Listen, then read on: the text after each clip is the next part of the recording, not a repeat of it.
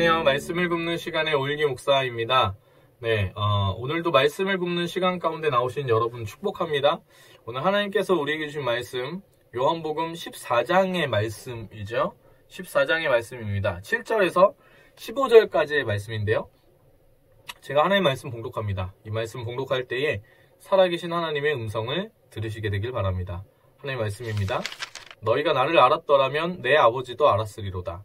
이제부터는 너희가 그를 알았고 또 보았느니라. 빌립이 이르되 주여 아버지를 우리에게 보여 주옵소서. 그리하면 족하겠나이다. 예수께서 이르시되 빌립아 내가 이렇게 오래 너희와 함께 있으되 내가 나를 알지 못하느냐. 나를 본 자는 아버지를 보았거늘 어찌하여 아버지를 보이라 하느냐. 내가 아버지 안에 거하고 아버지는 내 안에 계신 것을 너희가 믿지 아니하느냐. 내가 너희에게 이르는 말은 스스로 하는 것이 아니라 아버지께서 내 안에 계셔서 그의 일을 하시는 것이라. 내가 아버지 안에 거하고 아버지께서 내 안에 계심을 믿으라. 그렇지 못하겠거든 행하는 그 일로 말미암아 나를 믿으라. 내가 진실로 진실로 너에게 이르노니 나를 믿는 자는 내가 하는 일을 그도 할 것이요 또한 그보다 큰 일도 하리니 이는 내가 아버지께로 감이라. 너희가 내 이름으로 무엇을 구하든지 내가 행하리니 이는 아버지로 하여금 아들로 말미암아 영광을 받으시게 하려 함이라. 내 이름으로 무엇이든지 내게 구하면 내가 행하리라. 너희가 나를 사랑하면 나의 계명을 지키리라. 아멘. 네, 오늘도 이 말씀 가지고 은혜 나누게 되길 소망합니다. 어제 말굽시의 시간을 통해서는 우리가 근심에서 벗어나는 법에 대한 내용들을 나눴었습니다. 제자들이 예수님이 이제 십자가를 지신다라는 그 이야기를 듣자마자 너희들 중에 나를 팔리라고 하신 그 예수님의 말씀 가운데에 굉장히 혼란스러워하고 어려워합니다. 그리고 근심 가운데 거하게 되는 것이죠. 근데 그 제자들의 마음과 비슷하게 우리의 삶도 근심 가운데 가득한 삶을 우리가 살아갑니다. 왜냐하면 유한한 존재인 우리가 그 유한한 그 삶을 살아가야 하기 때문에 그래요. 유한하기 때문에 지금 우리가 겪고 있는 힘든 일들, 힘든 상황들, 힘든 사람들이 놓아지지가 않는 것이죠. 그때그때마다 올무가 되어서 우리를 잡게 되는 겁니다. 그러니까 진흙탕 속에 있는 것이죠. 그게 세상이고 우리는 삶이라고 할 수 있겠죠. 인간의 삶이란 게 그래서 원래부터가 고해라고 하는 거예요. 그런데 어제 말씀 가운데 그 벗어날 수 있는 길에 대한 부분을 설명드렸는데 하나님이 우리의 처소 되시는 것, 하나님이 우리의 거처가 되시는 것, 이걸 이제 시편 90편에 나온 그 단어를 번역해서 다른 번역으로는 피난처가 되시는 것이다. 그걸 이해하게 됐을 때 어떤 일이 일어나냐면 하나님이 우리의 거처가 되신다는 것은 하나님의 임재가 우리 가운데 있다는 것이죠. 그 하나님의 임재가 있다는 것은 하나님께서 우리의 삶을 다스리신다는 것입니다. 하나님 다스리시면 그곳이 무엇이냐면 천국이죠. 하나님 나라라고 할 수 있어요. 근데 이 하나님 나라, 천국, 즉 하나님이 우리의 거처가 되신다는 건 우리가 천국을 이 땅에서 누리는 일이 일어나게 된다는 것이죠. 여러분, 이 천국을 누린다는 것은 결국 유한한 우리가 하나님의 그 영원함 가운데에 나아가서 그 영원한 속성을 맛보게 되는 일입니다. 그래서 그 영혼을 우리가 체험하게 되는 일이에요. 그래서 어떤 일이 벌어지냐면 유한에서 제한적으로 그 사건과 사람과 상황을 바라보던 우리가 영혼의 눈으로 하나님의 관점으로 이것들을 바라보게 될 때 아무렇지 않다라는 것이죠. 네, 괜찮아진다는 거예요. 근심이 사라지게 된다는 거예요. 그것이 우리가 근심에서 벗어나는 법입니다. 하나님이 우리의 처소가 되시는 것. 그게 어제 말굽시의 내용이었거든요.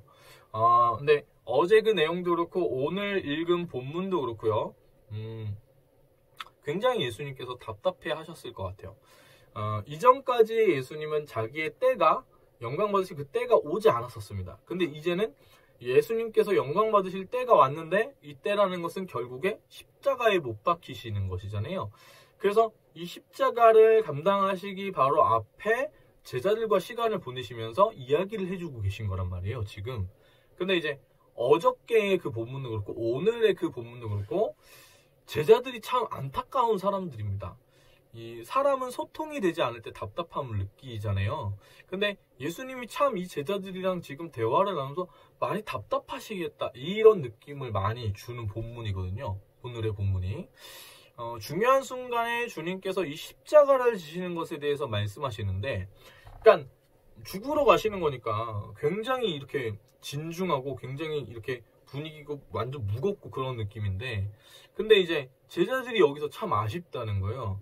4절에 보면 주님이 뭐라고 얘기하시냐면 14장 4절에 내가 가는 곳에 그 길을 너희가 알리라 라고 하시는데, 도마가 그 다음 5절에서 뭐라고 얘기하냐면 주님이 어디로 가시는지 우리가 모른다는 거예요. 우리는 그 길 몰라요 이렇게 얘기하는 거예요. 도마는 어떤 사람이었냐면 지극히 경험적인 사람이었기 때문에 모른다고 얘기한 거예요. 그는 자신의 손과 눈으로 직접 체험해 봐야지만 믿는 사람이었죠. 그래서 예수님 부활하신 다음에도 내가 직접 보기 전까지 못 믿겠다 이렇게 얘기했던 사람인 거예요. 어제 그 도마의 안타까운 모습이 있었는데 오늘 말씀에서는 누가 나타나냐면 빌립이 나타납니다. 그래서 뭐라고 얘기하냐면 아버지를 보여달라. 빌립이 이렇게 이야기를 하는 거죠. 빌립이. 자, 그래서 8절에 이렇게 써 있습니다. 빌립이 이르되 주여 아버지를 우리에게 보여주옵소서. 그리하면 족하겠나이다. 자, 이렇게 얘기하신 이유가 뭐냐면 7절에 예수님이 이 말씀을 하셨기 때문에요. 뭐라고 얘기하시냐? 너희가 나를 알았더라면 내 아버지도 알았으리로다. 이제부터는 너희가 그를 알았고 또 보았느니라. 자, 예수님께서 아버지를 너네는 알았고 또 보았다라고 얘기했는데 빌립은 나 본 적이 없어 이렇게 생각하는 거예요. 그래서 뭐라고 얘기했냐면 주님 그러면 아버지를 우리에게 보여주세요. 그리하면 족하겠나이다 이렇게 얘기를 한 거예요. 굉장히 이게 좀 약간 싹수가 제가 굳이 그렇게 얘기해서 그런 걸 수도 있는데 그렇게 얘기를 한단 말이에요. 그래서 예수님 뭐라 그러냐면 이렇게 얘기하십니다. 9절입니다. 예수께서 이르시되 빌립아 내가 이렇게 오래 너희와 함께 있으되 내가 나를 알지 못하느냐? 나를 본 자는 아버지를 보았거늘 어찌하여 아버지를 보이라 하느냐? 이렇게 이야기를 하신 것입니다. 예수님을 본 자는 하나님을 본 것입니다. 예수님께서 하나님 아버지 안에 계시고 하나님 아버지는 예수님 안에 있다는 것이죠. 그래서 결국에 이 부분에서 나타난 것은 무엇을 알 수 있는 거냐면 제자들이 예수님 뒤를 그렇게 열심히 쫓아다녔지만 이들의 믿음이 온전하지 않았고 굉장히 제한적인 믿음이었다는 거예요. 이들이 어떤 그 부분에 있어서 알고 모르고의 문제로 인해서 지금 이런 반응을 하고 이런 고백을 하는 게 아닙니다. 왜? 이들의 지금 현재의 문제는 무엇이냐? 이것은 믿음의 문제입니다. 11절에서 이렇게 이야기합니다. 11절입니다. 내가 아버지 안에 거하고 아버지께서 내 안에 계심을 믿으라. 그렇지 못하겠거든. 행하는 그 일로 말미암아 나를 믿으라 라고 하시는 거죠. 다른 말로 하자면 예수님이 이것을 보았을 때 이 제자들에게 부족한 것은 믿음이었다는 거예요. 믿는 믿음이 이 제자들 가운데 없었기 때문에 지금 이런 고백을 한다는 겁니다. 자, 여러분 믿음이라는 것은 그럼 무엇일까요? 이 상황이 비단 제자들에게만 있는 상황인가요?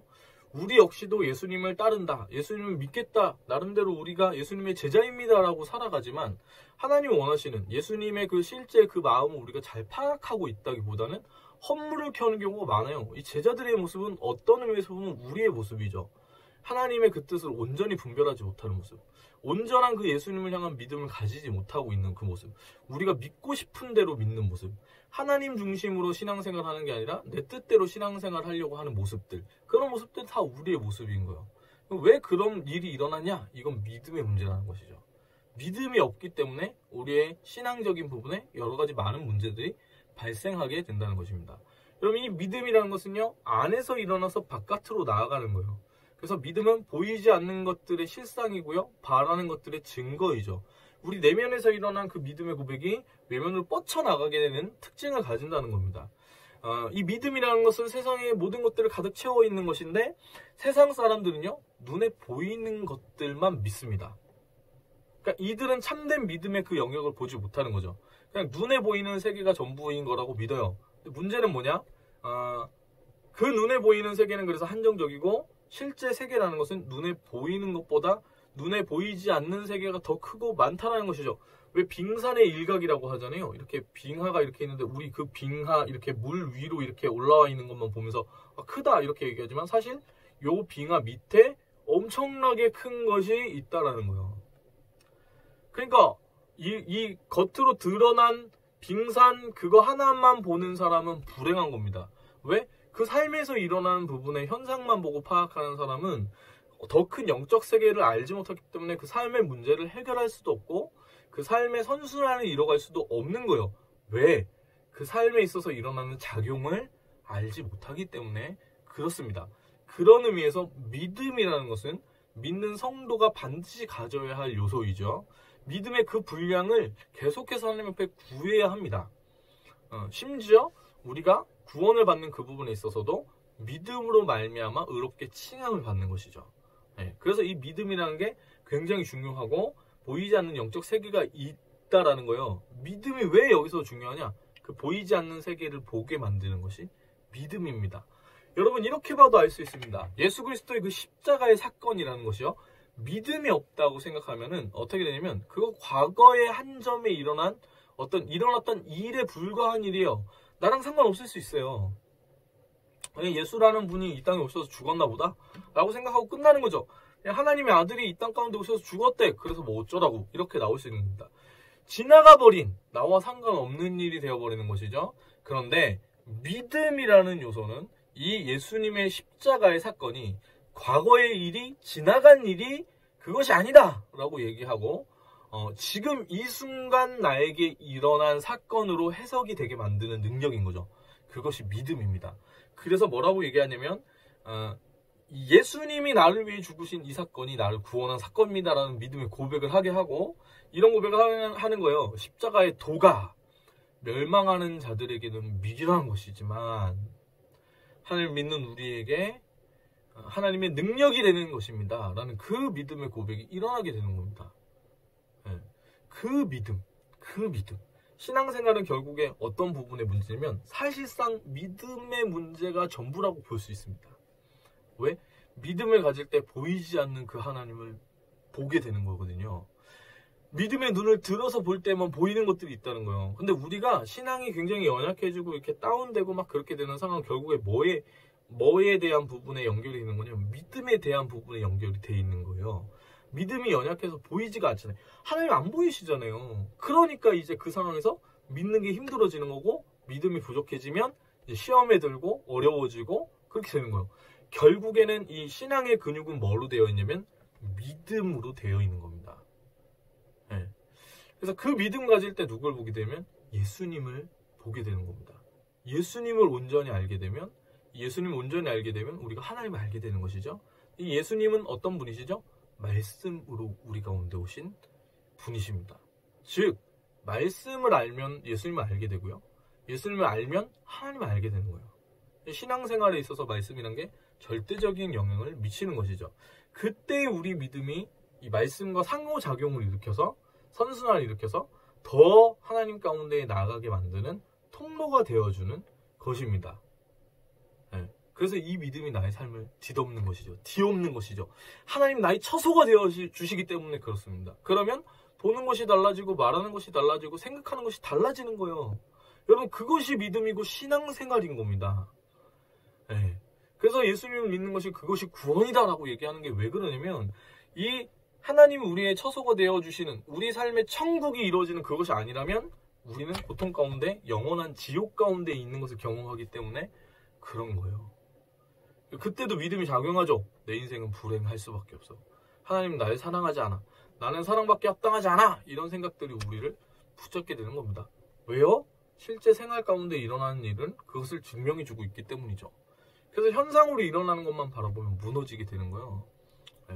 그리고 그때 우리 가운데 회복되어지는 능력이 있습니다. 이 믿음을 회복하게 될 때 믿음은 하나님을 바라보게 하고 예수님을 보이지 않는 그 주님을 바라보게 하고 그 시선이 트이게 하는 것이지만 그 이후에 우리 가운데 가진 능력의 회복이 일어나게 되는 것이죠. 어떤 능력의 회복이냐?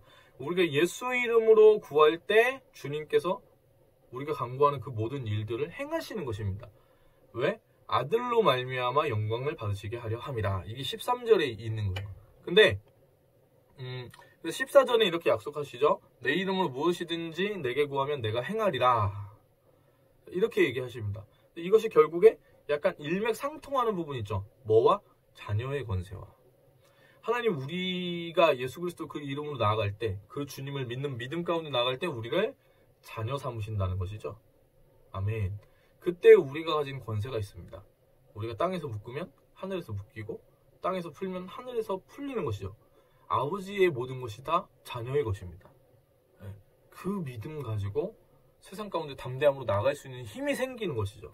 여러분, 오늘 하루 우리가 복된 한 날 살아갑니다.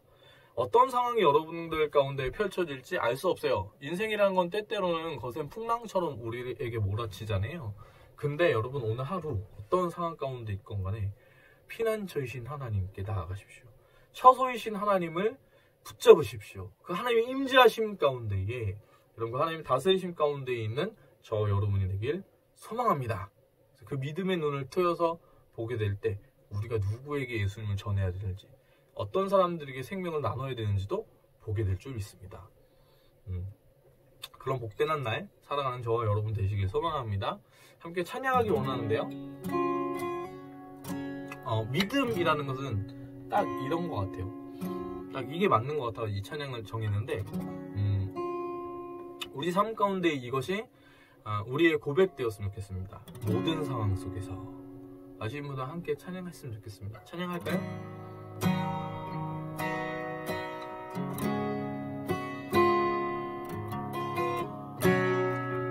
모든 상황 속에서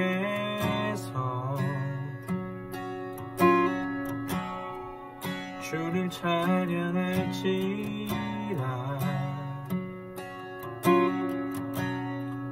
주는 너의 큰 상급,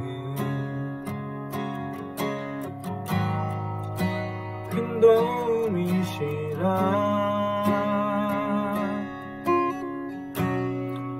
주의 얼굴 구할 때 주의 영을 부으사 크신 사랑 안에서 주를 보게 하소서.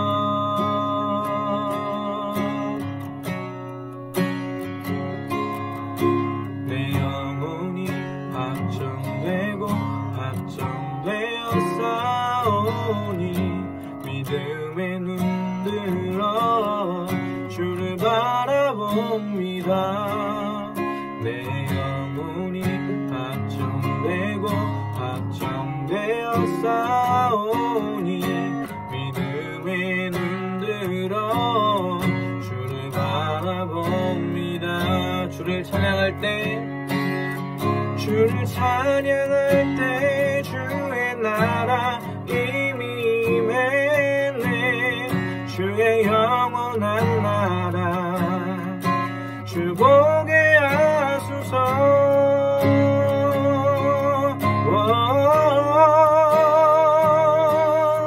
내 영혼이 확정되고 확정되어 싸우니 믿음에 눈들어 주를 바라봅니다. 내 영혼이 확정되고 확정되어 싸우니 믿음에 눈들어 주를 바라봅니다. 사랑의 주님, 오늘 우리 가운데 믿음으로 충만케 하여 주셔서 주님 예수님을 바라볼 수 있도록 인도하여 주시옵소서. 주님, 예수님을 아는 자는 이미 하나님을 아는 것입니다. 예수님을 본 자는 하나님을 본 것이라고 주님 오늘 알려주셨는데, 오늘 우리 믿음의 눈으로 주님 바라볼 때에 아버지, 우리가 그 예수님께 달려나갈 수 있도록, 그 주님과 동행할 수 있도록 오늘 복된 한날 우리의 삶을 인도하여 주시옵소서.